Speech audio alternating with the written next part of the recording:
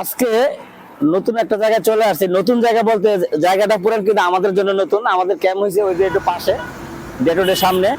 আর এখানে চলে আসছে একটা রাহাত রেস্টুরেন্ট, এর নাম হলো রাহাত রেস্টুরেন্ট। এই রেস্টুরেন্টটার আমরা অনেক সুনাম শুনছি, এখানে চা নাকি অনেক ভালো।